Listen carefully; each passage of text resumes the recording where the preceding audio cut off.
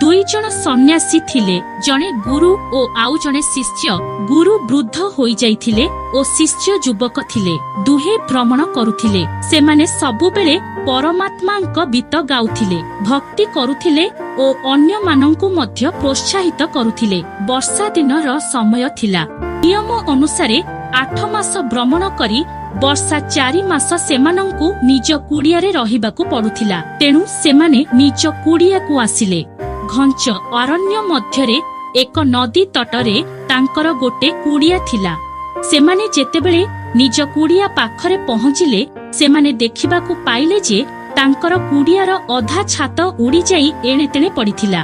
तांकर तो गोटे छोट कुड़िया थिला, सेथिरे पुणी अधा छात उड़ी जाइथिला। पूर्व दिन रातिरे बात्या आसी तांको कुड़ियार अधा छात उड़ाई नहीं जाइथिला।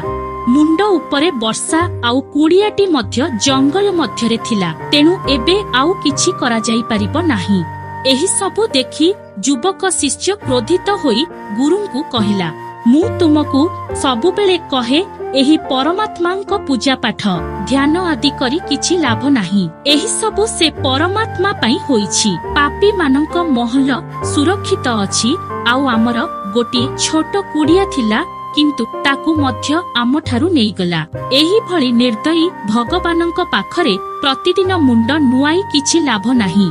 शिष्य एही भली क्रोधरे विचलित हेउथिला ओ सेतेबेले ता नजर गुरुंक उपरे पड़िला। गुरु बहुत आनंदर सह हाथ जोड़ी आकाश को चाही भगवानंकु धन्यवाद जणाउथिले।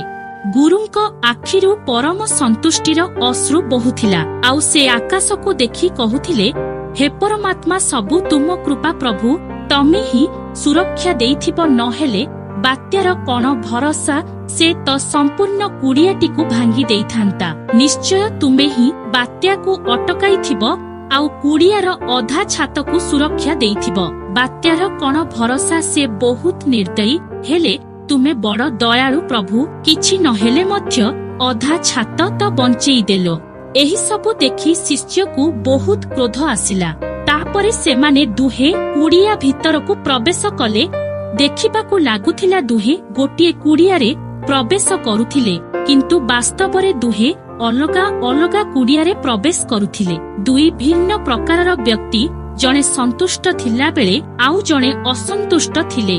दुई जनक पई परिस्थिति एका, किंतु दुई जनक भावना अलगा। जनक पई अधा छात नाही ओ आउ जनक पई अधा छात बंचिछि। से रातिरे दुहे सोइले, किंतु शिष्य जनक रातिरे सोई पारिला नाही। राति सारा कर बदलाउथिला। ताकू गोटिए चिंता घारुथिला कि केतेबेले वर्षा आसी पारे। ताकू निद आसु नथिला। निद आसीबो बी की परी, एहा कोन सोइबा स्थान? एहा भाबी भाबी शिष्यर क्रोध बढ़ुथिला। किंतु से रातिरे गुरु बहुत गभीर निदरे सोइले। जेतेबेले भोर सकाळु गुरुंक आखि खोलिला, अधा भंगा छातरु तांकु आकाशरे चंद्र ओ तारा चमकुथिबा दिसिला। ता उपरे गुरु गोटिए कविता लेखिले, केते सुंदर ए दृश्य, जदि आमको जणा थांता अधा छात थिले आमे सोई भी पारिबा ओ तुमर ए सुंदर रचना को देखि भी पारिबा। तेबे आमे बात्या को कष्ट न देई अधा छात आमे खोली देई थांतु। आमे थिलु नास्तिक कि एते दिन तुमर ए सुंदर रचना को उपभोग करि नथिलो। केते पाखरे थिला ए चंद्र, केते पाखरे थिला ए आकाश, हेले आमे ए सबु को दूरेई देइथिलु। केवल जणे संतोषजनक व्यक्ति ही एही भली चिंता करि पारे। एपरि परिस्थिति रे मध्य गीत गाई पारे, कविता लेखि पारे। एही भली संतोष व्यक्ति ठारू किए कोन बा छड़ेई नेबो। ता पाखरे थिबा सबु बाहरर वस्तु छड़ेई निया जाई पारे, किंतु ता भितरे थिबा संतुष्टि को केही नेई पारिबे नाही।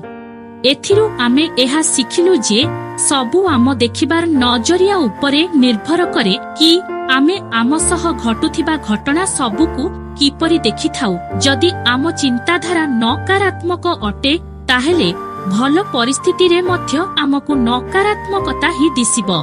जदि आम चिंताधारा सकारात्मक अटे, ताहेले खराबरु खराब परिस्थिति रे मध्य आमे संतुष्टि खोजी पारु। जणे सकारात्मक व्यक्ति सबुबेले खुशी ओ आनंद रे भरी रहे। ଯେତେବେଳେ ଆମେ ସକାରାତ୍ମକ ରହୁ ଓ ଭବିଷ୍ୟକୁ ନେଇ ଭଲ ଚିନ୍ତାଧାରା ରଖୁ ତେବେ ଭବିଷ୍ୟରେ ଆମ ସହ ଭଲ ହିଁ ହୋଇଥାଏ। ଯେତେବେଳେ ଆମେ ସକାରାତ୍ମକ ରହୁ ସେତେବେଳେ ଆମେ ସମସ୍ୟାକୁ ସମସ୍ୟା ଭାବେ ନ ଦେଖି ତାକୁ ସମ୍ଭାବନା ଭାବେ ଦେଖିଥାଉ ଓ ସମ୍ଭାବନା ଉପରେ କାମ କଲେ ତାର ପରିଣାମ ମଧ୍ୟ ଆମକୁ ସକାରାତ୍ମକ ଓ ଆମ ଅନୁରୂପ ହିଁ ମିଳିଥାଏ। ତେଣୁ ସର୍ବଦା ଆମକୁ ସକାରାତ୍ମକ ଚିନ୍ତାଧାରା ରଖିବା ଆବଶ୍ୟକ ଅଟେ।